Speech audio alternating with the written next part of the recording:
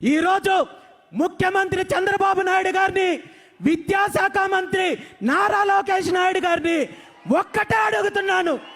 మీ అందరి సమక్షంలో ఈ రాష్ట్రంలో ఉన్న బీసీలందరి తరపున ఒక్కటే అడుగుతున్నారు.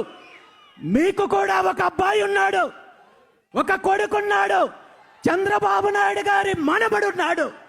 మీ మనమన్నే ఈ రాష్ట్రంలో ఉన్న 1124 హాస్టల్స్ లో ఎక్కడైనా సరే ఒక్క హాస్టల్లో చేర్పించి వారం రోజులు, కేవలం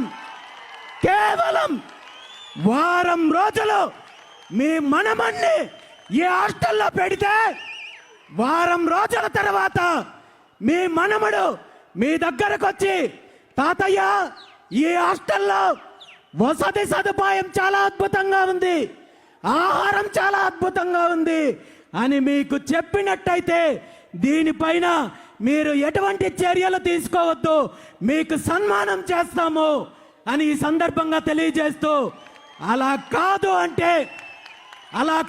అంటే ఇప్పటికైనా కళ్ళు తెరిచి ఏ వేల మంది విద్యార్థులు భవిష్యత్తును నిర్ణయించే సాంఘిక సంక్షేమ హాస్టళ్లను వెంటనే సొంత భవనాలు నిర్మించాలి. వీళ్ళ మెస్ ఛార్జెస్, వీళ్ళ సౌకర్యాలను వెంటనే సమీక్షించి పరిస్థితులను మెరుగుపరచాలని చెప్పి ఈ సందర్భంగా ముఖ్యమంత్రి చంద్రబాబు నాయుడు గారికి, విద్యాశాఖ మంత్రి నారా లోకేష్ గారికి డిమాండ్ చేస్తున్నాను.